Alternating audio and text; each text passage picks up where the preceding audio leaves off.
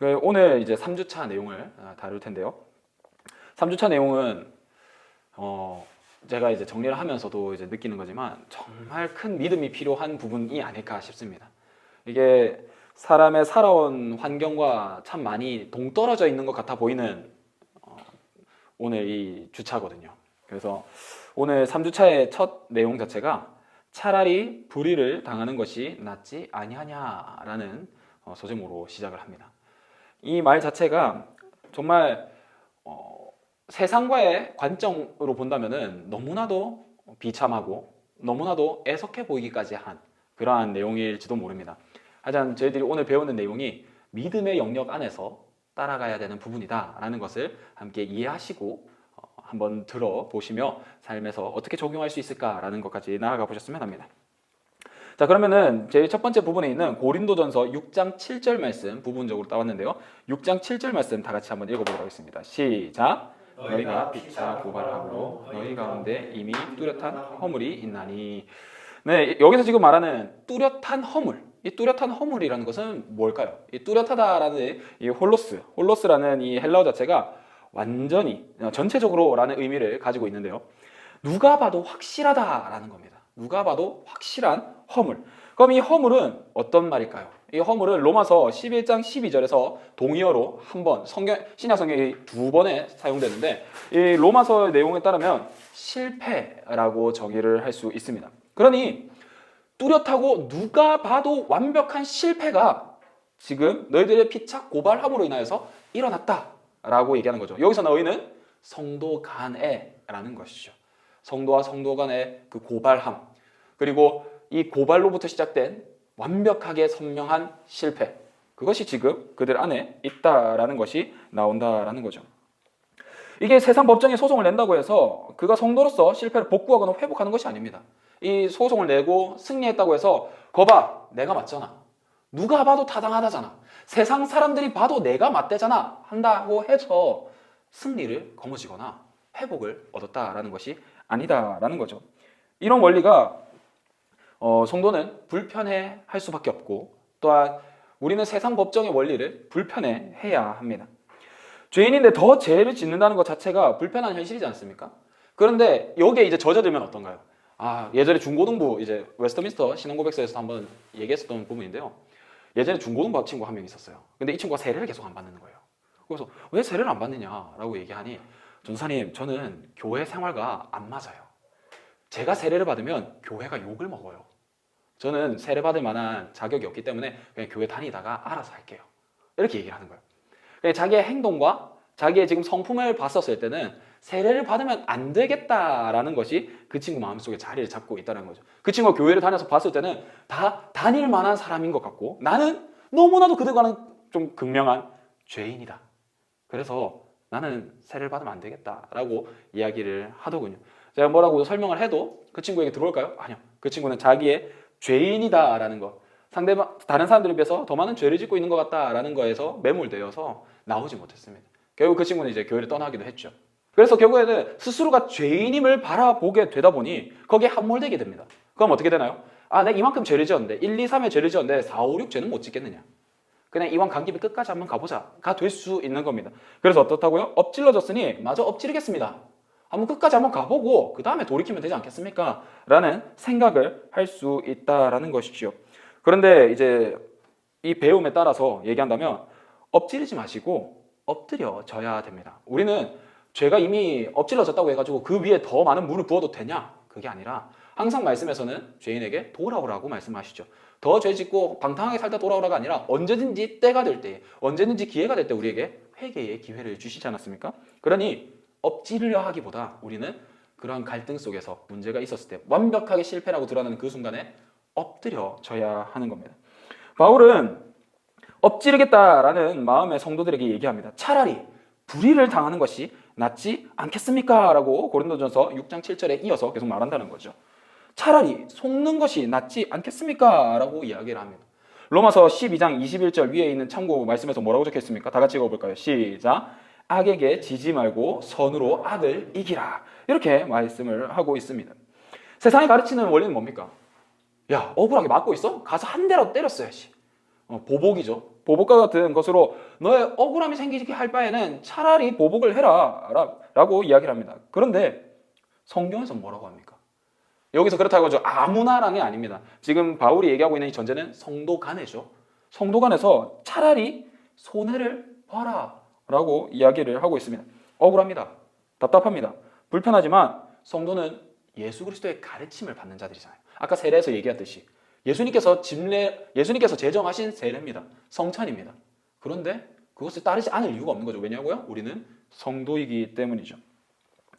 너를 고발하여 속옷을 가지고자 하는 자에게 겉옷까지 가져가게 하며, 이러한 말씀처럼 우리 원수, 근데 이 성도 중에, 이 형제 자매 중에 이 원수와 같은 자들에게도 동일하게 불의를 당하는 것이 낫지 않겠느냐? 차라리 속임을 당하는 게 낫지 않겠느냐? 손해를 감수하는 것이 낫지 않겠느냐라고 이야기를 하는 것이지요. 예수님의 가르침을 받은 바울이나 예수님의 가르침을 받은 온 성도나 동일한 기준입니다. 성경 앞에서는 누구나 동일합니다. 죄라는 물컵이 엎어졌다고 해서 마저 엎어도 되는 것이 아니라 오히려 꼿꼿이 서 있는 자신이 하나님 말씀 앞에 납작 엎드려져서 순종해야 하는 사실을 우리는 잊어서는 안 되는 것이죠. 그래서 우리가 첫 번째 때 갈등은 기회 삼을 수 있는 거예요. 순종의 자리인 겁니다. 예수 그리스도의 말씀을 따르는 것이죠. 이 곧게 서 있는 자, 목이 굳은 백성과 같이 꼿꼿이 서 있는 자들로 인해서 닫힌 문이 있습니다. 그게 무슨 문일까요? 바로 전도의 문이다라는 것이죠. 하지만 납작 엎드려서 순종으로 나아가고자 하는 자들 통해서도 열리는 것이 무엇입니까? 전도의 문이다라는 것이지요. 성도가 믿음이 없이 행동하는 것은 불의를 행하는 것과 다르지 않습니다. 믿지 않는 자들과의 모습과 별반 다르지 않다는 것이죠. 이제 불의한 자와 같다라고 표현했었을 때 이어지는 표현들이 무엇입니까? 음행하는 자나 숭배하는 자나 간음한 자나 탐색하는 자나 남색하는 자, 이러한 자들과 별반 다르지 않다라고 고린도전서 6장 9절 이하와 10절의 말씀에 나와 있다라는 것이죠. 죄인들과 별반 다르지 않게끔 얘기를 합니다. 믿음이 없이 한 행동이 죄인들이 한 행동과 다를 바가 없다라는 것이죠. 왜 그럴까요? 믿음이 있으면 누구를 더 따르게 됩니까? 예수 그리스도를 따르게 되기 때문이죠. 말씀을 따르게 됩니다. 교회는 이러한 불의한 자들과 같이 유업을 잇는 사람들이 아닙니다. 교회는, 성도는 이렇게 불의한 자들은 하나님 나라 유업을 잃은 자들이지만, 교회는, 성도는 이 하나님의 나라, 이 유업을 이어받는 사람들입니다. 그리고 나만 이어받고 나만 유익을 누리는 게 아니라 우리는 가족이랬잖아요. 공동체를 했잖아요. 상대방이 그 불의한 자와 다를 바 없이 믿음 없이 행동할 때 우리는 그들을 돌이키게 만들어야 하는 존재이기도 하다라는 것이죠. 그런데 만일에 엎드려지지 않고 그냥 마저 엎어버리겠다, 성도 간의 싸움에서 그냥 그래 우리 엄마 한번 끝까지 가보자 라고 하면서 더욱더 큰 갈등과 갈등 속으로, 순종이란 것은 사라지고 예수 그리스도의 가르침이란 것은 사라지고 갈등과 갈등 속으로 갈수록 어떤 문이 닫히냐면 전도의 문, 하나님 말씀이 퍼지는 그 문이 닫힌다라는 것이지요. 하나님께서 가르쳐주신, 우리 하늘 아버지께서 가르쳐주신 말씀의 방침을 따라서 우리는 살아야 합니다. 가르쳐주신 대로 살아야 합니다. 그렇게 우리가 살아내다 보면, 성도 간에서도 그 갈등 속에서 하늘 아버지께서 가르쳐주신 방식대로 살아낸다면, 예수님의 말씀대로 살아낸다면 전도의 문은 자연스럽게 열립니다. 왜 그럴까요? 세상 사람도 볼 수밖에 없다는 거죠. 저기서는 싸움이 없는 것 같아 보여요. 좋아 보여요. 진짜 근데 안으로 들어왔는데 싸움은 있습니다. 갈등은 있습니다. 근데 풀려요. 세상 방식으로 하지 않습니다. 도대체 사랑이 무엇인지 몰랐던 그가 교회에 와서 진정한 사랑이 무엇인지를 배우게 된다는 것이죠. 형평성과 공평성, 합리적인 선택으로 다들 만족하는 그러한 삶을 살아가는 것이 행복이자 사랑의 실천인 줄 알았던 자가 손해를 보는 자들을 통하여서, 예수 그리스도의 삶을 실천하는 자들을 통하여서 진정한 사랑을 보게 된다라는 것이지요. 그러니 교회가 교회다울수록, 믿음대로 따라갈수록 좋은 소문이 날 수밖에 없는 것입니다. 교회는 이 일에 계속 함께 합니다. 이 교회라는 것이 우리가 여러 가지 의미가 있지 않습니까? 교회라 할 때는 믿는 내가 교회다 라고 얘기를 많이 하잖아요. 그리고 믿는 우리가 교회다 라고도 이야기를 합니다. 이 건물에 우리가 없으면 여긴 교회가 더 이상 아닙니다. 그죠? 만일에 서울 성산교회라고 이름이 지어져 있지만, 만약 여기 안에 공간을 다 허물고 막 밀어버리 돌아가고 술을 나눠 마시면 여기를 밖에 사람들은 실질적으로 뭐라고 얘기해야 될까요? 술집이죠. 술집이죠. 막 아이들이 이제 DJ 깔아놓고 막 둥둥둥둥 소리가 나요. 그럼 여기를 뭐라고 얘기해야 될까요? 클럽이라 얘기해야 될 겁니다. 간판은 서울 성산교회라고 되어 있지만 그 안에 다른 것이 담겨져 있기 때문에 교회는 교회가 될 수 없는 거겠죠. 그런데 우리 교회가 모여서 교회답게 있을 때 서울 성산교회는 진정한 교회라고 부름받을 수 있을 것입니다. 그러니 교회도 계속해서 함께 해야 됩니다. 공동체입니다. 가족입니다. 그래서 이 소송과 다툼에 있어서도 교회는 마땅히 자신의 역할을 해야 하는데요. 첫 번째로는 꾸준히 가르쳐줘야 됩니다. 다른 데 가서 푸는 것이 아니라 교회 안에서 풀 수 있다라는 것을 알려주고 진짜 풀어내면은 그가 다른 곳을 의지할 이유가 없겠지요. 어떻게 보면은 이제 부부간의 싸움에서 아내들이 밖에 나가서 이제 그러면은 이야기하는 이유가 뭘까요? 지금 안에서는 풀리지 않기 때문에 답답함을 토로하고 밖에서 얘기하는 거잖아요. 이걸 막을 수가 없습니다.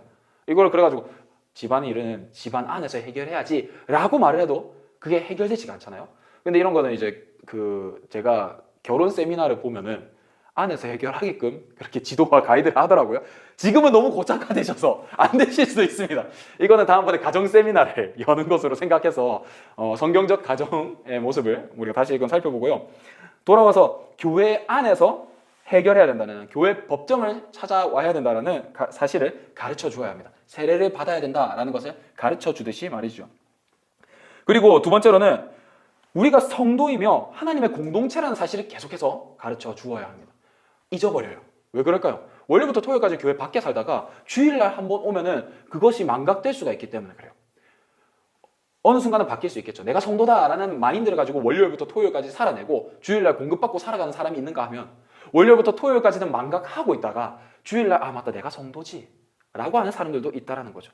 믿음의 연약함과 강함의 정도에 따라서 자신의 정체성의 확고함이 달라집니다. 그러한 개념에서 교회는 계속해서 우리가 거룩한 성도다, 우리가 공동체다라는 것을 인식시켜 주어야 합니다. 그리고 세 번째로 무엇일까요? 가르친 바대로 살아내도록 훈련해야 합니다. 훈련시켜줘야 됩니다. 훈련에 몸을 던져야 하는 것이죠. 그게 교회 공동체가 하는 거 아닙니까? 근데 교회 공동체는 어떤가요? 자, 우리 이번에 한번 이런 훈련을 해봅시다. 일주일 동안 한번 이런 거 해볼까 하면은 또 우리 목사님 열정이 좋으신데 너무 힘듭니다. 그런 거 성도 피곤해요. 요즘에 다 바빠요. 힘들어요. 그런 거 뭘 알아서 하겠습니다. 하는데 실질적으로 알아서 잘 안 되죠. 안 되죠. 힘들죠. 혼자서 말씀을 읽는다는 것 자체 너무 힘들기 때문에 같이 말씀을 읽잖아요. 그래서 교회는 가르친 바대로 살아낼 수 있도록 훈련시켜줘야 되고 훈련해야 합니다. 그리고 네 번째는 어떻습니까? 이제는 공동체적인 신앙생활을 위해 서로 격려해 만들어야 됩니다. 이제 다음 제자를 세우는 거죠. 나만이 그렇게 이끌어가는 사람이 아니라 그 다음 사람도 이끌어주는 제자의 재생산을 계속 이뤄내야 됩니다. 교회는 그런 공동체니까요. 그렇게 해서 신앙생활을 서로 격려해. 아이고 또 갈등이 있었구나. 괜찮아. 해결할 수 있어. 떠나지 마. 할 수 있어. 격려. 넌 왜 넌 갈등만 만들어내냐. 넌 왜 이렇게 문제투성이야. 이게 아니라 그 사람 자체의 삶과 어쩔 수 없는 죄인이자 우리가 거룩해져가는 성도라는 것을 잊지 않는다면 괜찮아. 할 수 있어. 해보자. 다뤄보자. 라고 얘기할 수 있는 것이지요. 우리는 그래서 이 일을 잘 해내기 위해서 앞에서의 7위회와 같은 교회의 구조가 있으며 또한 교회는 이러한 일들을 잘 해내기 위해서 직분자를 세우는 것 아니겠습니까? 그래서 직분자들이 이 일들을 잘 감당해 나가며 그리고 당사자도 이 교회에 소속됨으로 인하여서 같이 이 일에 최선을 다해 노력해야 할 것입니다. 그리고 직분자도 아니고 문제 중심에 있는 사람이 아니라고 할지라도 공동체이기 때문에 많은 관심과 사랑을 적극적으로 부어주고 참여해야 된다라는 것이죠. 연목장 일이네. 근데 만약 개인적으로 관계가 있으면 관심과 사랑을 부어줄 수 있다라는 것이죠. 왜요? 우리가 공동체이기 때문이죠. 이렇게 우리가 교회로서 성도로서 끊임없이 도전하고 이렇게 나아가는 이유는 우리가 말씀 앞에 서 있는 존재들이기 때문입니다. 말씀 앞에 서 있는 존재. 여기 마태복음 5장 23절에서 25절 말씀은 너무나도 유명한 말씀이죠. 제사를 드리러 갔는데 예물을 제단에 드리러 가려 했는데 내 형제에게 원망될 만한 일이 생각나거든 일단 제 예물을 두고 가서 사화하라. 그리고 난 다음 돌아와서 예물을 드리라 라는 말씀이시죠. 여기서 믿는 자들에게 사화하라, 화목하라 라는 것은 이제 개인 간의 문제들을 잘 풀어내라 라는 것이죠. 근데 이 풀어내라라는 정도가 어느 말을 내포하고 있냐면 친구가 되라라는 것입니다. 형제였잖아요. 형제면 가까운 존재입니다. 근데 지금 그 형제됨이 무너진 너의 상태를 그냥 내버려 두지 말고 다시금 그 친밀함을 회복하고 와라. 단순한 사과를 의미한다는 것이 아니죠. 우리의 형제 자매됨을 회복해야 된다라는 것이죠. 미안하다라고 해서 위안 삼고 주님 제가 화해했습니다가 아니라 그와의 갈등을 잘 풀어내고 그 다음에 하나님께 예배드리라라고 말씀하고 있는 것입니다. 근데 쉽지 않죠. 왜 그럴까요? 이 예배드린다 했었을 때 화해라고 한다 했었을 때도 화해가 쉽지가 않기 때문에 그래요. 나는 지금 다 풀려서 풀고 싶은데 상대방은 그렇지 않을 수도 있거든요. 그럴 때일수록 이럴 때 이런 상태니까 내가 예배를 못 드리는구나 이게 아니라 예수님께서 원하시는 바람은 지금 만약에 당장에 풀 수 있는 것이면 가서 풀고 그리고 오랫동안 묵혀져 있는 것이라면 또한 하나님을 또한 계속해서 찾는 우리가 지금 그 갈등의 내용을 이 단 한 구절로만 보고 있는 것이 아니기 때문에 끊임없이 하나님 앞에 나아오고 또한 그와의 화해 어느 정도까지요? 친밀해지고 형제자매됨이 회복되는 것까지 나아가기를 지금 말씀은 우리를 격려하고 그리고 그렇게 가르치고 있는 것입니다. 말씀 앞에 선 겁니다. 말씀이 이렇게 하라고 하는 겁니다. 전 못하겠는데요가 아니라 우리가 이 말씀을 쫓아 살아가야 된다라는 것이죠. 이러한 예수님의 가르침 안에 있는 존재가 누구이기 때문에 그럴까요? 교회이자 성도이기 때문입니다. 이렇게 성숙한 모습을 아무나 쉽게 갖추는 건 아니에요. 설교 한번 들었다 해가지고 그래 난 할 수 있네 해가지고 실천할 수 있는 자 그렇게 많지 않을 겁니다. 말씀은 그런데 내 현실은 내 언변은 내 마음은 내 상황은 바로 나오죠. 그렇지만 우리는 지켜나가야 됩니다. 왜 그럴까요? 이 교회 공동체가 아까 해야 되는 일이 뭐라 했습니까? 첫째는 주님의 법을 가르쳐줘야 됩니다. 계속해서 가르쳐줘야 됩니다. 왜요? 우린 지켜야 되니까요. 그 법에서 어긋나면 안 되니까요. 그리고 두 번째로는 끊임없이 우리의 정체성을 상기시켜주는 겁니다. 넌 성도다. 우린 교회다. 라면서 우리가 그 법을 계속 지켜야 하는 존재임을 계속해서 교회는 상기시켜줘야 됩니다. 그렇게 해서 그의 삶에 훈련이 던져지죠. 말씀 앞에 섰다. 너가 성도다. 그럼 우리가 이제 일상생활에서 마주하는 그 갈등에서는 훈련의 장소가 되는 겁니다. 말씀 앞에서 선 성도는 삶에서 훈련받는 존재가 되는 것이죠. 만약 말씀이 이렇게 얘기한다고 생각해 봅시다. 여러분 너무 힘들면 하지 마세요. 말씀이는 이렇게 얘기했는데 교회가 만일에 말씀이 이렇게 얘기했는데 너무 힘들면 안 하셔도 됩니다. 꼭 말씀을 다 지키며 살아갈 수는 없어요. 우린 부족하잖아요. 라고 얘기한다면은 그거는 교회가 교회되지 못한 걸 거예요. 불편하지만 그런 사실을 얘기할 수밖에 없는 것은 말씀을 전하는 자도 말씀 앞에 선 자고 동일하게 말씀 앞에서 그것을 지켜나가야 되는 정체성을 가졌기 때문에 삶의 훈련의 현장에 던질 수밖에 없다는 것이죠. 근데 끊임없이 넘어지죠. 그래서 넷째, 서로 격려케 하는 겁니다. 할 수 있어! 이번에 실패했는데 괜찮아! 왜 그럴까요? 말씀이 계속해서 우리를 격려하기 때문에 그렇습니다. 말씀이 계속해서 우리에게 도전을 던져주고 계속해서 나아가게끔 만들어주기 때문에 우리는 이 일을 한다는 것이죠. 그래서 죄를 엎지르기 편하게 만들기보다 죄인이 엎드려지게 만드는 것이 교회입니다. 말씀은 죄를 그래? 엎었어? 한 번 더 엎어가 아니라 죄를 엎었어? 너가 엎드려져야 돼. 너가 엎드려져야겠구나. 내 앞으로 나오라. 회개하라. 라고 그렇게 인도하고 있다라는 것이죠. 이렇게 만드는 곳은 교회입니다. 그리고 그 교회의 구성원인 성도입니다. 이 공동체 그리고 이 직분자들은 다 그 일을 하나님의 말씀을 지키기 위해 있는 존재들이죠. 그리고 이 공동체는 말씀을 지켜나가는 공동체입니다. 이 말씀을 지켜나가다 보니 뭐가 일어난다고요? 손해가 일어나는 것입니다. 원치 않는데 이거 하면은 분명히 내 손해인데 그 말씀을 지키다 보면 손해가 일어나고 마음에 섭섭함이 일어나기도 하고 짜증이 나고 분노가 일어날 수도 있다라는 것이죠. 그런데 그 섭섭함과 울분과 분노로 죄를 뿌리기보다 오히려 그것을 가지고 다시금 주님 앞에 엎드려야 되는 존재. 손해를 감수하고서라도 말씀을 지키는 존재가 우리 성도다라는 것을 우리가 잊으면 안 됩니다. 우리가 이 성도라는 이 자체가 아까 우리 집사님께서도 잘 얘기해 주셨듯이 세례받은 존재잖아요. 그 예수님을 사랑한다라는 거거든요. 예수님을 믿는다라는 거거든요. 예수님을 신뢰하고 예수님을 통해서 우리가 자녀된다는 것을 믿는 존재고 확신하는 존재들이라는 거거든요. 그래서 우리는 인간의 가장 모범이신 예수 그리스도를 따를 뿐인 겁니다. 예수 그리스도를 따라서 우리도 엎드리는 걸 뿐이에요. 예수 그리스도께서 손해를 입으셨기 때문에 그래요. 세상의 생존법과는 다르게 예수님께서 사셨고 많이 억울한 상황에서도 예수님께서 노출되셨지만 예수님께서는 그 손해를 감수하시며 살아가셨다라는 것이죠. 그 누구보다 부당한 피해를 감수하고서도 용서를 이루신 예수님의 삶의 실천이 우리가 나아가야 할, 우리가 동참해야 할, 우리가 동행해야 할 모습이다라는 것이지요. 예수님은 낮아질 필요가 없으시지 않았습니까? 그런데 낮아지셨습니다. 그리고 하나님의 뜻을 전하러 오셨죠. 하나님의 뜻을 전하러 오셨는데 예수님께서 치유 사역을 하셨을 때 저는 한 번쯤 상상해 봅니다. 예수님께서 낫게 하셨대요. 근데 예수님께 나온 자들이 진짜 예수님이 하나님이셔서 나왔을까요? 그런 사람도 있을 것입니다. 근데 대부분은 개인적으로 있는 그 고통과 아픔을 해결하고 싶어서 나온 거 아닐까요?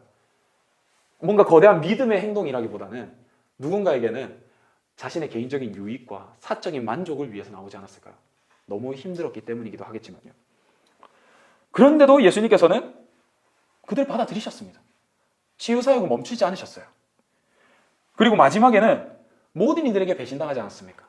모든 이들이 등졌습니다.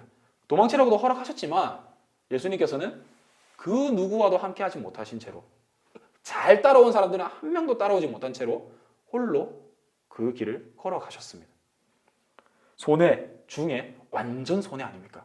열심히 뿌려놓은 제자들의 씨앗은 아무것도 보이지 않고 열심히 관계 쌓았고 열심히 섬겼던 그 부분에 대해서 아무런 공로도 받지 못하고 홀로 손해를 계속 입으셨습니다. 그리고 죽음 당하셨죠.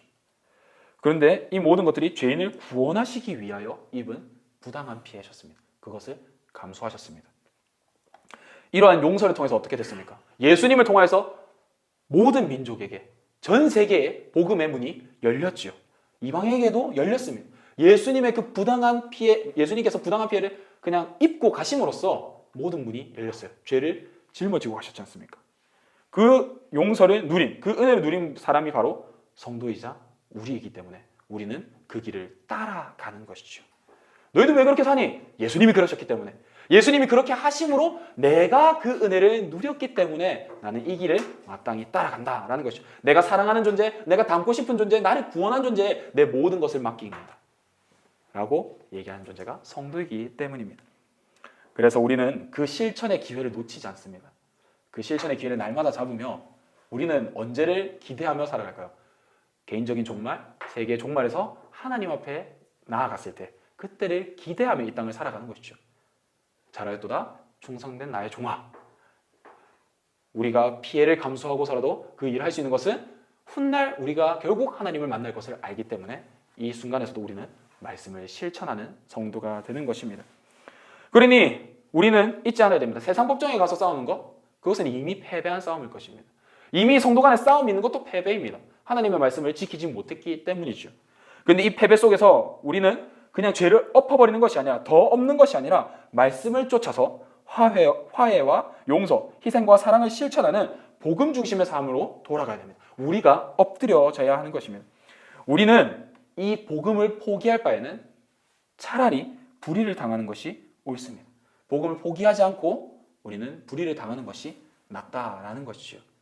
우리가 만일에 이 불의를 피한다면, 우리가 이 속이는 것을 피한다면 세상으로는 이길 수 있으나 하나님 앞에서는 패배한 사람으로, 말씀에는 순종하지 못한 자가 되기 때문입니다. 그래서 이번 한 주간도 많이 억울했을 수도 있습니다. 내가 이런 대우를 받을 사람이 아닌데, 내가 이런 대접을 받고자 이렇게 산 게 아닌데 라고 해서 억울할 수도 있습니다. 믿는 자 안에서도 일어날 수 있어요. 그런데 예수님이라면 어떻게 하셨을까요? 예수님이라면 어떻게 하셨을까요? 그 문장 하나에서, 그리고 내가 알고 있는 말씀 구절 안에서, 오늘 주어진 말씀 구절 안에서 나는 어떻게 했어야 했을까? 라는 것을 한 번쯤 우리는 돌이켜봐야 됩니다. 답은 이미 알고 계실 수도 있습니다. 아, 그래, 가서 용서하고 화해하라는 뜻이지 않습니까? 하지만 그것을 삶으로 살아낸다는 것, 순종으로 살아낸다는 것은 가르침 그 이후의 영역이기에 저는 여기 계신 성도님들이 그 하나님의 말씀을 지켜나갈 수 있는 성도가 되시길 격려하고 응원합니다. 네, 그리고 이제 우리 화평하게 하는 자에 대한 책의 내용인데요. 여호와를 의뢰하고 선을 행하라라는 말씀입니다. 이 악인에게는 많은 슬픔이나 있으나 여호와를 신뢰하는 자에게는 인자함이 두루리로다라는 말씀이 있는데요. 하나님의 뜻을 행하기 쉬워지는 방법은 뭘까요? 이 말씀이 계속 순종하라고 하는데 말씀의 순종을 더 쉽게 하는 방법이 있습니다. 그것은 하나님의 사랑과 능력을 이해할수록 쉬워집니다. 부모님 앞에서 자녀들이 싸우기란 쉽지 않습니다. 만약 진짜 여기 엄하신 부모님이시라면 애들이 아빠 앞에서 엄마 앞에서 싸우지 못합니다. 왜일까요? 결과를 이미 알고 있기 때문에 그렇죠. 그런 위험을 감수하고서 싸울 어리석은 자녀는 많이 없습니다. 있다 해도 결국 그 진노를 피하기란 쉽지 않거든요. 그리고 사랑하는 사람 앞에서도 안 좋은 모습을 보여주기 쉽지 않습니다. 왜 그럴까요? 사랑하는 사람 앞에서는 좋은 모습만 보여주고 싶기 때문이죠. 흔히 연애 초창기에는 있으나 연애 후반으로 갈수록 결혼하고 나서는 쉽지 않은 일 중에 하나이지 않을까 싶습니다. 근데 갈등 속에서도 우리는 이 하나님의 사랑과 능력, 그리고 부모님 앞에 서 있다, 사랑하는 자 앞에 서 있다는 것을 잊으면 안 될 것입니다. 갈등 속에서도 이 원리는 마찬가지입니다. 주님이 누구십니까? 우리가 주님을 누구라 하셨을 때 주님이시다, 주권자를 가지고 계시다, 세상의 통치자이시다, 창조주이시다 이런 얘기를 많이 하는데요. 주권이 있다라는 뜻은 최고다라는 겁니다. 이 구속됨 없이 어떠한 것이든 완전한 독립 안에서 그것을 다룰 수 있다라는 것이죠. 그것이 주권입니다. 이래서 세상의 주권은 오직 하나님께만 있습니다. 우리 지난주에 세 개의 힘이 있다라고 얘기를 했었는데요. 제일 밑에 사람이 있습니다. 이 세상을 다스리는 힘이에요. 이 세상을 다스리는 것 중에 사람이 다스립니다. 우리 밖에 보면 건물도 다 세웠잖아요. 땅도 뭐 간척하고 막 다 하잖아요. 그런 식으로 세상을 다스릴 수 있는 힘 중에 사람의 힘이 있습니다. 그리고 그 힘 위에 초월적인 힘으로 사탄과 자연의 힘이 있죠. 이것은 사람이 어떻게 할 수가 없습니다. 이번에 산불 났었을 때 뭐 인공 구름을 써주면 좋지 않겠느냐라고 얘기하는데 그것이 성립되지 않았죠. 왜 그렇답니까? 자그마한 그 구름이 있어야 되는데 그 구름조차 지금 없으며, 그리고 이 구름이 있다 하더라도 바람이 부는 방향이나 이러한 것들을 컨트롤할 수가 없어서 그게 적절하게 사용되지 못했다라고 얘기를 저는 전에 들었습니다. 이 자연을 만약에 인간이 조율했었으면 이미 지금 비 내렸어야 되거든요. 그런데 할 수가 없잖아요. 그리고 이렇게 세상을 다스리는 힘 중에 가장 높은 힘, 가장 절대적인 힘이 바로 하나님의 영역이라는 것이죠. 그래서 그는 우리의 주권자라고 얘기할 수 있습니다. 우리는 그러면 이 세상을 다 이해할 수 있을까요? 하나님께서 만드셨기 때문에 다 이해할 수가 없다라는 것이죠. 그래서 말씀도 사실 다 이해할 수 없습니다. 왜 그럴까요? 하나님의 말씀이기 때문이죠. 우리가 어린 시절을 분명히 다 지나왔습니다. 우리의 인간 안에서만 봐도 우리는 어린 시절 다 지나왔지만 저도 요즘 애들의 생각을 모르겠어요. 제가 더 가깝지 않습니까? 청년들이랑 더 가깝잖아요. 중고등부 애들이랑 더 가까운데 애들 생각을 모르겠어요. 도대체 얘네들 무슨 생각을 하면서 살아갈까? 분명히 저도 지나왔고요. 다 지나오셨잖아요. 저랑 조금 세월이 다르실 수 있지만 분명히 그때 질풍노도의 시기라고 얘기하는 것과 사춘기라는 것을 다 겪고 지나왔는데 똑같이 사춘기에 있는 얘네들이 이해할 수가 없어요. 똑같이 청년의 시절을 보냈는데 도무지 이해할 수 없는 세대예요. 그래서 우리 막 MZ세대, 막 자일파 세대 막 다 나뉘잖아요. 이해할 수가 없기 때문이죠. 분명히 시기를 지나왔는데도 불구하고 말이죠. 그렇게 해서 우리는 이해할 능력이 없어요. 제대로 이해할 수 있는 능력이 없습니다. 그런데 하나님에 대해서 우리가 다 이해할 수 있을까요? 다 이해할 수 없습니다. 그것이 전제되어 있는 상태에서 하나님이 나를 사랑으로 이끌어 가시는 주권자이시다. 하나님의 능력은 우리가 생각하는 것 그 이상이시다라는 것을 인정하는 태도가 우리가 하나님의 뜻을 행하기 쉽게 만드는 방법이다라는 것이죠. 다 이해하지 못하기 때문에 해석하는 능력도 다들 제각각입니다. 사람들이 경험과 사고와 주변 환경에서 벗어날 수가 없어요. 하나님이 일하심도 동일하게 봅니다. 그러나 계속해서 이 경험과 사고와 주변 환경에서 벗어나서 성도는 말씀으로 삶을 계속해서 해석해야 됩니다. 저도 벗어나지 못해요. 저도 제가 살아온 환경이 있어서 말씀이 있음에도 불구하고 이 교회에 맞는 환경과 이 교회에 맞는 경험과 이 교회에게 필요한 게 있을 텐데 제 경험을 벗어나지 못할 때가 있다는 거예요.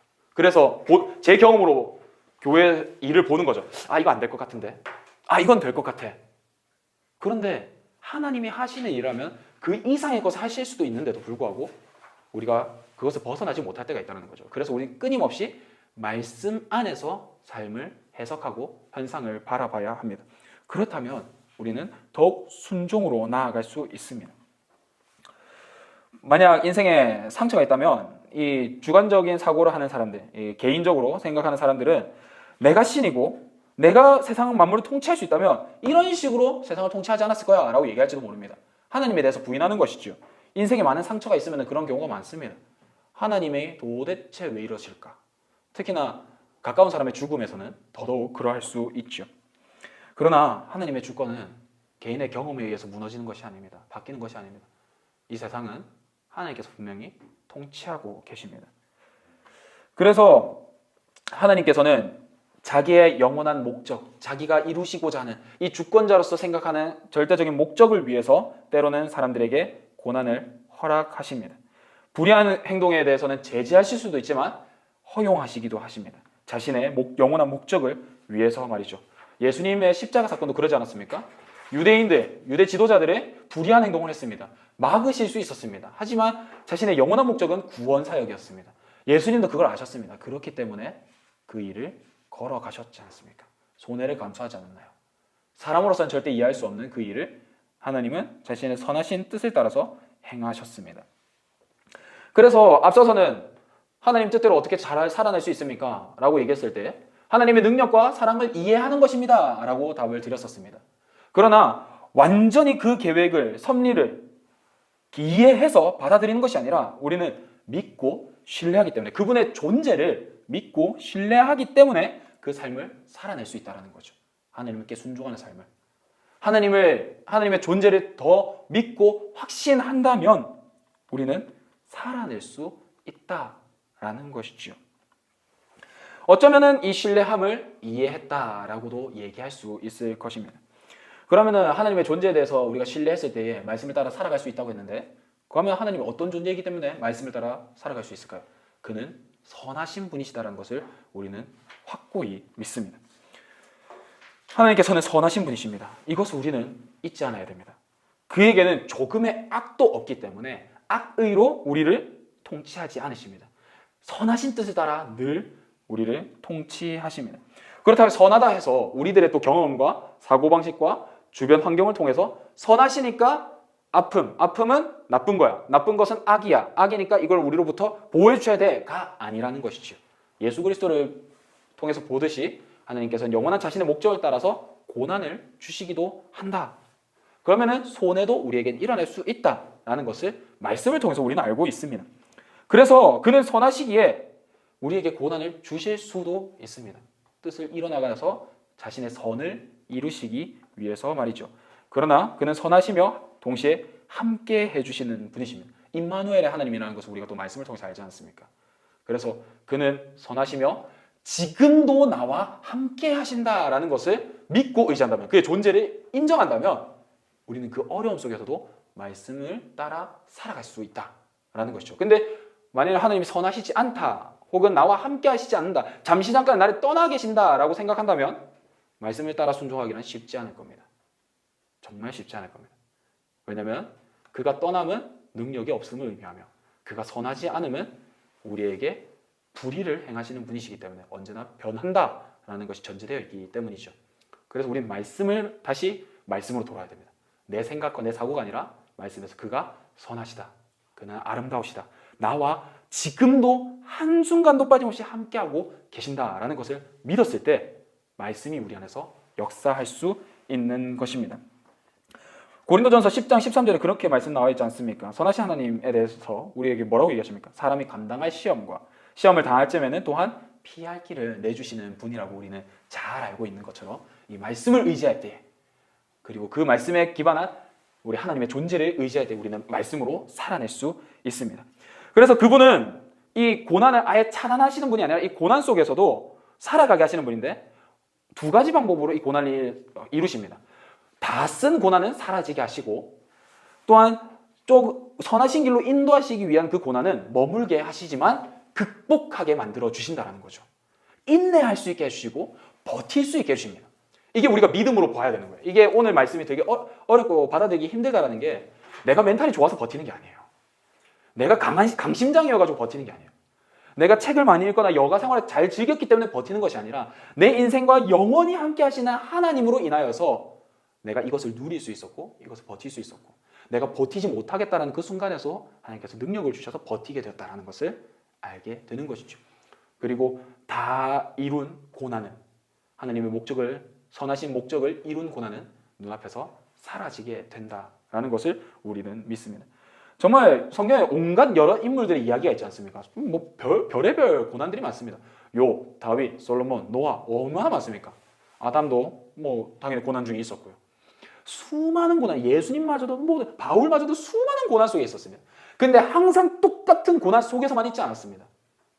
다양하게 아니면 다른 곳에서 다른 사람들을 통하여서 계속해서 고난을 당하셨지만 때로는 그 고난이 사라지기도 했습니다. 다 이루었을 때.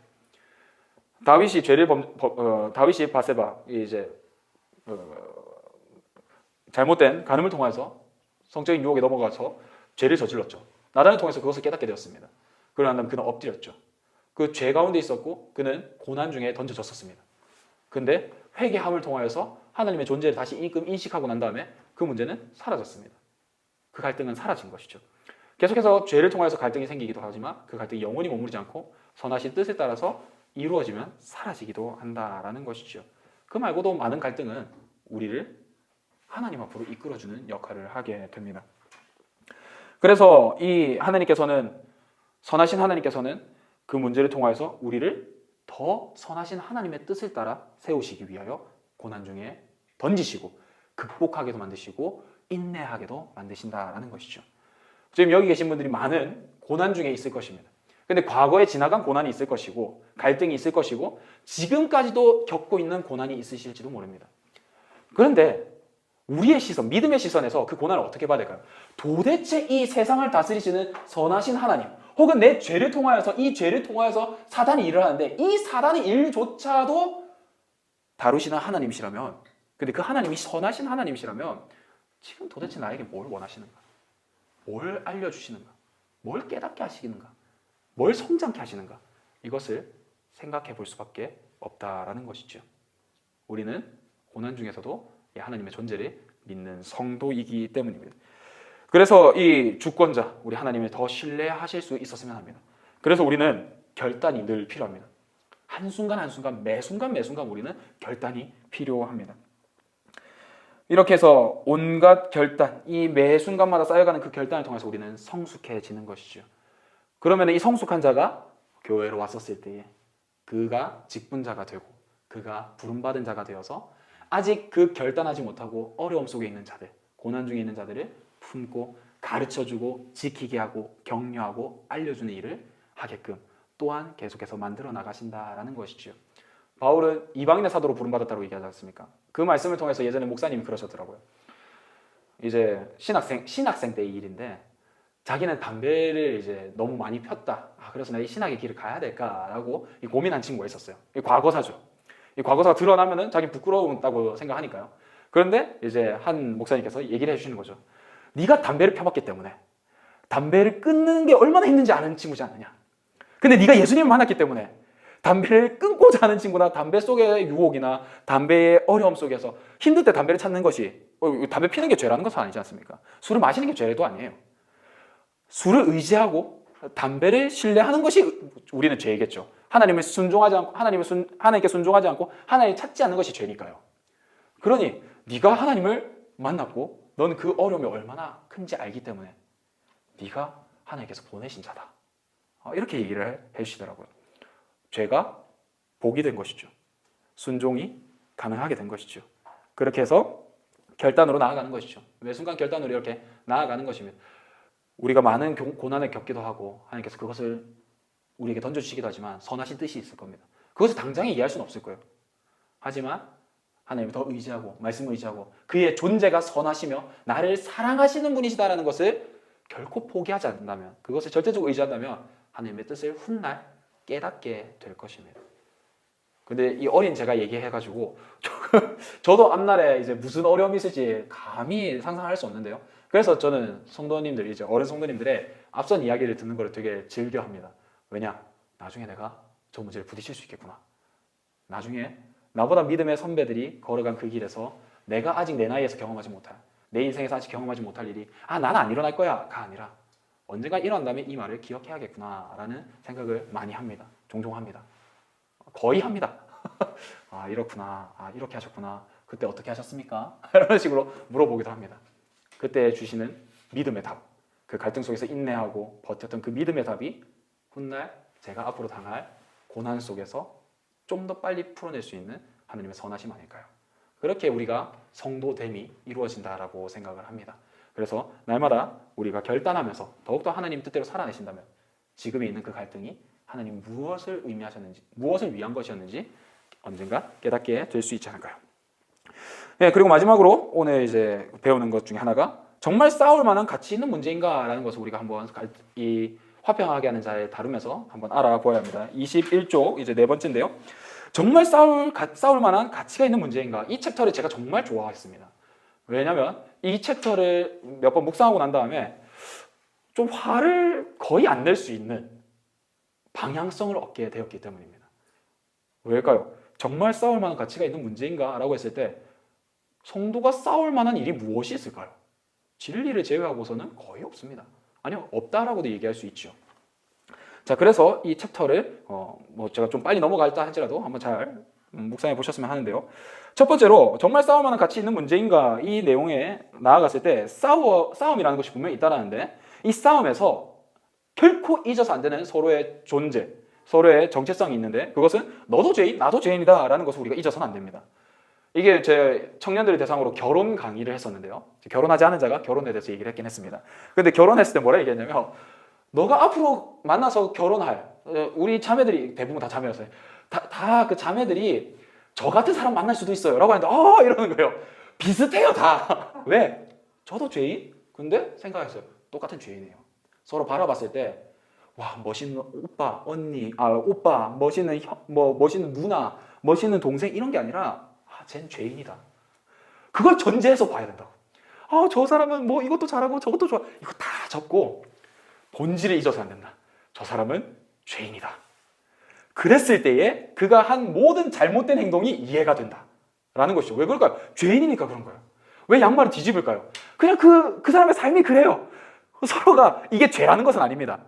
그냥 우리가 그 사람이 죄인이라서 양말을 뒤집는 것이 아니라 이건 반대예요. 내가 죄인이라서 저게 나쁘게 보인다. 라는 거죠. 내가 죄인의 성품을 가졌기 때문에 별거 아닌 일이 별거가 된다. 라는 것이죠. 그래서 너도 죄인, 나도 죄임을 결코 잊어서는 안 됩니다. 내가 죄에 더 민감한 존재라는 거예요. 근데 내 죄에 민감하지 않고 상대방의 티끌에 엄청 민감할 뿐이에요. 그래서 싸움이 일어나는 것이죠. 계속해서 그 이유로 인해서 싸움이 일어납니다. 그럼 이 싸움이 어떤 것으로 기인하는가에 대해서 우리가 좀 알아볼 법해요. 이것을 안다면은 본질을 좀 더 빨리 회복할 수 있거든요. 너도 죄인, 나도 죄인입니다. 근데 이 죄인 가운데서 서로가 잘 풀면 되는데 두 가지의 쟁점이 생깁니다. 첫 번째는 실질적 문제이고 두 번째는 인격적 문제가 생깁니다. 죄인이다 보니까 부딪혀요. 갈등이 있습니다. 마찰이 생겨요. 그런데 두 가지 문제로 생긴다는데 실질적 문제와 인격적 문제라는 거예요. 여기서 나오는 실질적 문제는 뭐랍니까? 두 번째 줄에서 이렇게 나와 있습니다. 재산, 돈, 권리, 그리고 책임과 같은 실체적인 내용을 수반하는 문제라는 것이죠. 그럼 인격적인 문제는 뭡니까? 세 번째 줄에 나오듯이 개개인들 사이나 그들 내부에 있어서 일어나는 일과 관련된 것이라는 거죠.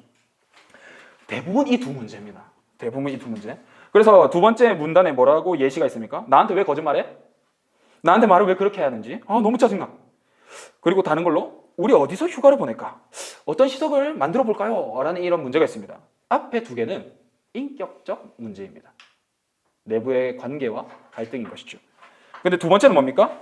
돈, 재산, 그리고 이런 것들이 이뤄내는 권리와 같은 실천적인 내용이 수반된 문제라는 것이죠.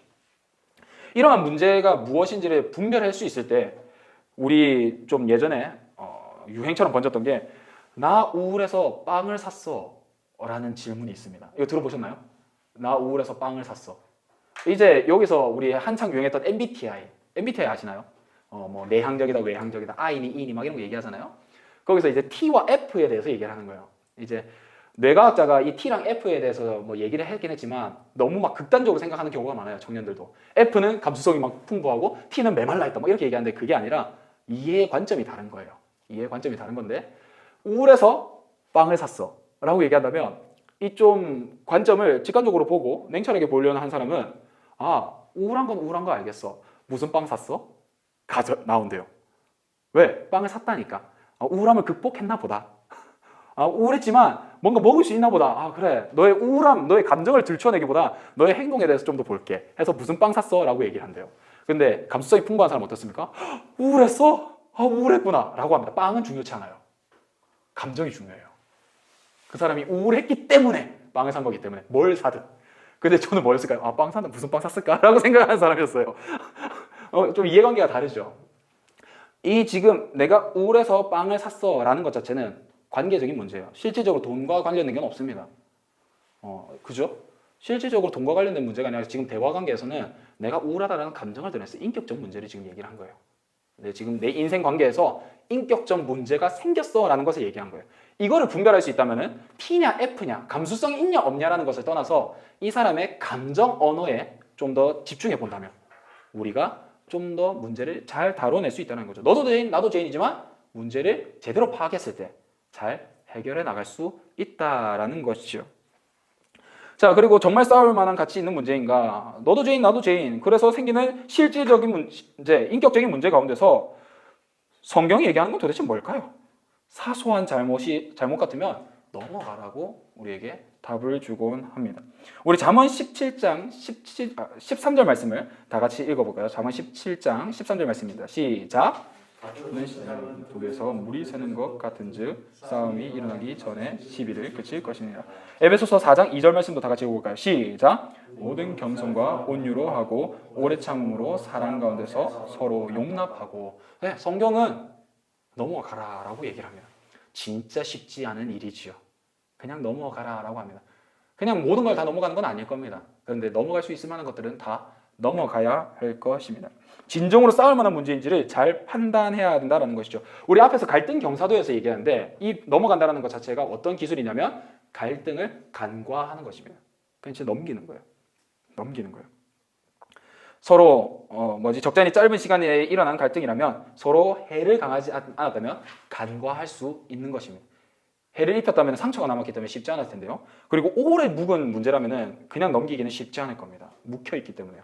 그런데 짧은 시간 내에 일어난 갈등이라면 그리고 서로 해를 가하지 않았다면 이 간과를 할 수 있다는 것이죠. 그냥 이 간과는 침묵하는 게 아닙니다. 다음 페이지에 나와 있듯이 그냥 침묵하고 그냥 넘어가는 것이 아닙니다. 행동이 그런 것이 아니라 마음에 품어놨다가 다시 꺼낼 만한 내용이 아니라 진짜 넘어가는 겁니다. 진짜 넘어가는 거예요. 더 이상 이 문제를 내 속에서도 다루지 않겠다라는 것이 진짜 넘기는 간과인 것입니다. 그러니 사소한 문제라면 그냥 넘어가는 것이 우리들이 해야 될 훈련입니다. 도대체 사소한 게 뭘까요? 사소한 게 뭘까요? 그러게 말입니다. 내가 사소하게 여길 수 있다면 이 문제가 진리와 그렇게 큰 문제가 아니라면 넘어갈 수 있어야 할 것입니다. 그러나 그렇다 해가지고 막 아무 이야기를 하지 말자라는 것이 아닙니다. 왜냐하면 앞서서 우리는 가르쳐주고 지키게 하고 격려하는 일들을 하지 않습니까? 돌이키게도 만들어야 되는 존재이지 않습니까? 그래서 너무 그 생활 방식이 무너지고 잘못된 허물 같은 경우에는 간과하지 못해야 될 것입니다. 다뤄야 할 것입니다. 그 갈등 경사도에 있었을 때 교회의 치의가 들어가 있는 것처럼 교회에서 다룸이 있는 것처럼 문제는 수면 위로 꺼내서 다루어질 수도 있지만 사소한 것들은 그냥 넘어가자라는 것이지요. 그래서 이렇게 사랑스럽고 건설적인 태도, 그냥 넘어가자, 괜찮아, 진짜 사소한 문제 같은 경우에 넘기는 이러한 태도, 이 태도를 어떻게 하면 우리가 더 잘 이루어낼 수 있을까요? 이 책에서는 좀 더 실천적으로 말씀 안에서 답을 주고 있습니다. 자, 그러면은 어떤 것일까요? 자신의 태도를 점검하고 바꾸라라는 것이죠. 그러면은 넘어갈 수 있다라고 이야기를 합니다. 첫 번째는 빌립보서 4장 4절의 말씀 안에서 주 안에서 항상 기뻐하라라고 얘기합니다. 빌립보서 4장 4절에서 이렇게 나와 있죠. 주 안에서 항상 기뻐하라. 내가 다시 말하노니 기뻐하라라는 것입니다. 우리는 상대방에 의해서 우리가 이 지켜야 될 법이 바뀌는 존재가 아닙니다. 우리가 지켜야 될 하나님의 말씀은 늘 항상 동일합니다. 상대가 누구든지 말이죠. 우리는 예수 그리스도를 본받는 일에 멈추지 않는 자들입니다. 그런데 그들과 싸우는 방식 중에 하나는 하나님께서 나에게 베푸신 선하심을 생각하며 항상 기뻐하고 있다면 상대방을 대적할 수 있다는 것이죠. 하나님이 나를 사랑하시는 방법, 이제 주기도문도 다 포함되는 건데요. 우리 죄를, 내가 내 이웃의 용서를 죄를 사하여 준 것 같이 내 죄를 용서해 주시고라는 것은 그 먼저 앞서서 나를 사랑하셔서 용서해 주신 것을 잊으면 안 된다는 거예요. 황금률에서 네가 대접받고자 하는 대로 대접하라라는 말은 그 앞서서 하나님께서 너를 항상 구제하고 있다라는 것을 잊어서는 안 된다는 것이 말씀의 전제이지 않습니까? 동일합니다. 항상 내 안에서의 기쁨이 있다면, 하나님이 나를 어떻게 대하셨는지 안다면, 죄인인 나를 어떻게 대하셨는지를 안다면, 죄인인 너를 내가 어떻게 대해야 되는지 안다가 수반된다는 거예요. 그래서 죄인인 내가 하나님을 통해서 기쁨으로 충만하고 있다면 내가 죄인인 너를 통해서도 기뻐할 수 있다라는 것이 전제되어 있습니다. 어떻게 대적자를 통해서 기뻐할 수 있을까요? 이 갈등을 통해서 선하신 하나님은 나를 분명 이끌고 계신다는 것을 믿기 때문에 가능한 일이겠지요. 자, 이렇게 또한 그 일 가운데서 두 번째는 너희 관용을 모든 사람에게 알게 하라라는 이 가르침 단계로 넘어갑니다. 이렇게 항상 기뻐합니다. 대적자를 통해서도 기뻐할 수 있어요. 그럼 사람들이 자연스럽게 알게 됩니다. 앞서서 얘기했잖아요. 좋은 교회는 소문이 알아서 나는 거예요. 왜 그럴까요? 그 안에서 참된 사랑이 실천되고 있거든요. 세상의 원리와는 전혀 다른 것으로 손해를 보고 있는데도 서로의 사랑을 실천하고 있습니다. 말이 안 되는 일이 일어나고 있어요. 그것을 통하여서 우리들의 관용, 이 베푸는 것, 풍부한 뜻이죠. 이 무슨 뜻이라고 나와 있습니까? 참을성 있는 큰 마음을 가진 정중한, 친절한, 사려 깊은, 푸짐한, 관대한, 온화함, 이 문제를 가지고 이 모든 의미를 가진 것이 관용이라고 합니다. 조급하고 무례하고 남과 마찰을 일으키는 것과는 반대되는 성품이라는 것이죠. 이것이 교회 안에 넘친다면 상대들로 하여금 그리고 세상 사람으로 하여금 교회가 어떠한 것인지 드러나게 된다라는 것이죠. 그래서 이 갈등 속에서 주 안에서 기뻐함을 통해서 상대방을 통해서 기뻐하는 것, 이 관용을 통하여서 다른 사람들에게 하나님의 은혜를 내비칠 수 있는 겁니다. 그래서 아까 얘기했잖아요. 고든 자들이 닫은 문과 그리고 엎드린 자들이 여는 문. 그래 나는 하나님을 통해서 기쁨으로 충만했고 그것을 실천하면서 살아갔는데 이것을 통하여서 전도의 문이 열렸다는 거예요. 전도의 문에서 내 모습이 아니라 내가 그냥 따랐던 예수 그리스도의 모습을 통하여서 말이죠. 그리고 이렇게 계속 살아나가다 보면 그렇다 해도 사람인지라 염려가 생깁니다. 불안함이 생기고요. 불편함이 생깁니다. 이 염려도 되게 풍성한 의미가 있는데요. 근심과 문제로 시달리는 곤욕스러운, 압박받는, 부담을 느끼는, 스트레스를 받는 이라는 의미를 내포하고 있습니다. 그런데 이것은 중요한 사람과 그러니까 성도 간에서는 더더욱 그럴 것이고 가족 간에서도 동일합니다. 그렇게 때는 이 염려가 우리를 계속 비집고 들어와요. 계속 파고듭니다. 염려하게 됩니다. 부담을 느끼게 됩니다. 이 말씀을 지키는 것과 이렇게 그리스도인답게 살아가는 것 자체에서 스트레스를 받을 때도 있다라는 것이죠. 그런데 말씀은 뭐라고 합니까? 기도로 바꿔내라 라고 이야기를 하고 있는 거죠. 빌립보서 4장 6절에 이렇게 적혀 있다고 합니다. 아무것도 염려하지 말고 다만 모든 일에 기도와 간구로 너희 구할 것을 감사함으로 하나님께 아뢰라. 염려하는데 그것을 기도로 하나님께 아뢰라. 근데 이 기도 가운데 무엇이 품어져 있습니까? 감사함이 품어져 있다라는 것이죠. 이 감사할 수 있는 이유가 뭘까요? 앞서 배웠듯이 하나님이 선하신 존재임을 우리가 믿고 따르기 때문에 그래요. 하나님의 존재가 선하시기 때문에 감사할 수 있는 거예요. 왜요? 지금 이 순간도 나와 함께 하시고 계심을 믿기 때문에. 그래서 우리가 기도할 수 있는 것입니다. 그럼 이렇게 기도하다 보면 그리고 이렇게 계속 예수 그리스도로 쫓아가다 보면 넷째, 참된 실상을 파악할 수 있게 됩니다. 이 빌립보서 4장 8절의 말씀을 통해서 무엇이든지 이렇게 나오지 않습니까? 그러니까 정말 많은 일들이 있는데 실상을 파악해서 행동할 수 있다라는 것이죠. 우리의 시각의 교정이 일어나는 겁니다. 염려도 바뀝니다. 갈등 속에서 있었던 불안도 바뀝니다. 이 갈등이 더 이상 갈등으로 보이지 않고요. 커다란 문제였다고 생각하는데 사소한 문제로 보이기 시작하는 겁니다. 이것이 참된 실상을 파악하는 것이죠. 이 참된 실상을 파악했을 때 나도 죄인, 너도 죄인이라고 얘기했잖아요. 근데 이제 이것을 참된 실상으로 넣어갔을 때 이 죄인인 내가 하나님께 이러한 은혜를 받고 있구나. 하나님께서 나를 이렇게 이끌고 가시는구나 라는 것을 우리가 믿잖아요. 그러면 이게 동일하게 어디에도 적용돼야 되나요? 저 사람도 하나님이 이끌고 가시겠구나. 그걸 기대하는 겁니다. 저희 청년들한테 결국 이렇게 얘기했어요. 그걸 기대하게 되는 사람이면 결혼해도 된다. 왜일까요? 어차피 부부싸움 하게 돼 있어요. 어차피 미운 털 박히게 돼 있어요. 어차피 싸우고 안 맞게 돼 있어요. 치약 짜는 방법이 뚜껑 여는 방법이 자는 스타일이 어차피 안 맞게 돼 있어요. 그런데 핵심은 이 사람 삶 가운데서 하나님의 인도하심이 있는가? 그리고 이 사람은 그것을 믿고 의지하는가? 이것만 있다면 나를 변화시키듯이 이 사람을 변화시키고 이 사람이 안 바뀌면 내가 바뀌겠구나라는 하나님을 의지함으로써 결혼할 수 있다라고 얘기를 해드렸습니다. 그게 그 신앙생활 안에서의 결혼 생활이니까요. 내가 어떻게 바꿀 수 있었나요? 그러면 하나님도 못 바꿨겠죠. 근데 아무도 바꿀 수 없었을 것 같았던 나를 하나님께서 바꾸셨잖아요. 그럼 그 사람이 안 바뀌더라도 내가 바뀔 수 있지 않을까요? 그게 우리가 보는 신앙인 거잖아요. 저 죄인을 내가 바꿔야지. 맹인이 맹인을 이끄는 것 같이 하는 것이 아니라 우리 가족이 하나님 안에서 살아내게. 집안의 갈등을 이렇게 풀어내는 거죠. 제가 아직 집안 갈등을 저희 어머니와 뭐 이렇게 누나와의 갈등은 그렇게 풀어봤지만 아직 아내와의 갈등은 풀어내지 못했기 때문에 한 10년 뒤에는 좀 더 힘있게 말할 수 있지 않을까요? 네. 그러나 가족 관계가 아니더라도 성도와의 성도 관계, 장로님도 집사님들도 집사님과 집사님 관계, 장로님과 장로님들 관계, 목회자, 직분자의 관계, 모든 관계에서 저 사람이 하나님께서 이끌고 가실 것이다. 그리고 이 못난 나도 하나님께서 선하게 들어쓰시듯이 저 사람에게도 하나님을 쫓고자 하는 그 선함이, 예수 그리스도를 닮아가고자 하는 하나님의 선한 의미가 저 사람에게도 있을 것이다. 그래서 좋은 구석을 찾아내려 하는 거죠. 그래도 저 사람 그렇잖아. 그래도 거기에 희망이 있잖아. 하나님께서 그 부분에서 들어쓰시잖아. 복음 잘 전하잖아. 하나님 사람에게 잘 다가가잖아. 조금이나마 그 좋은 점을 보면서 하나님이 나의 못난 부분만 바라보는 것이 아니라 너 그거 잘하잖아. 내가 널 그걸로 쓰잖아. 내가 너를 그렇게 불렀잖아. 내가 그 자리로 널 보냈잖아. 하는 것처럼 그 사람을 바라보는 거죠. 이 사람도 이렇게 쓰임받지 않을까. 이렇게 시선만 바꾸더라도 상대방에 대한 태도가 달라지며 사소한 문제로 여겨질 수도 있다라고 가르쳐주고 있습니다.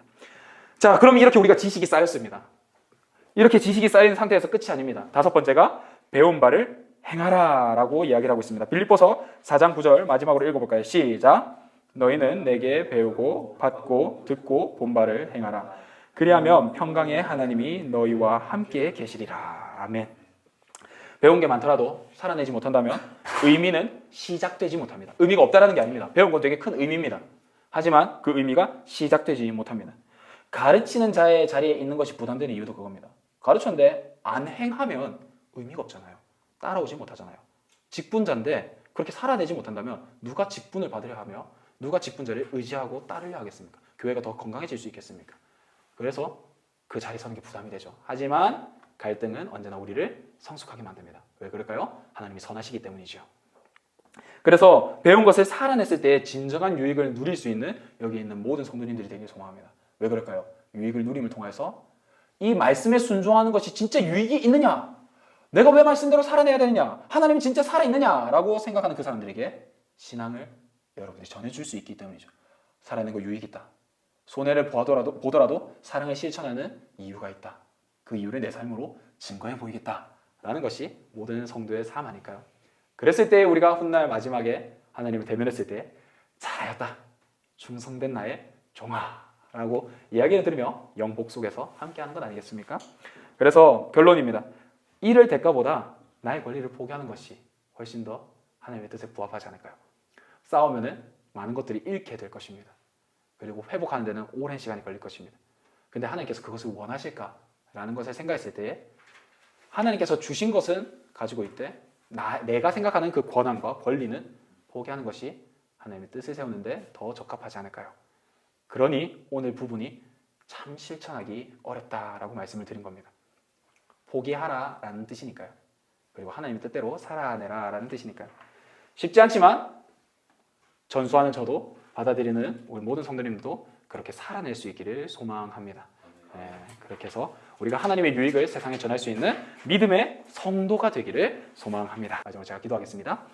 살아계신 하나님 아버지, 우리는 모든 갈등 속에서 살아갑니다. 여기 있는 모든 자들이 우리의 입으로는 고백하지 못했던 많은 갈등 속에서 살고 있었습니다.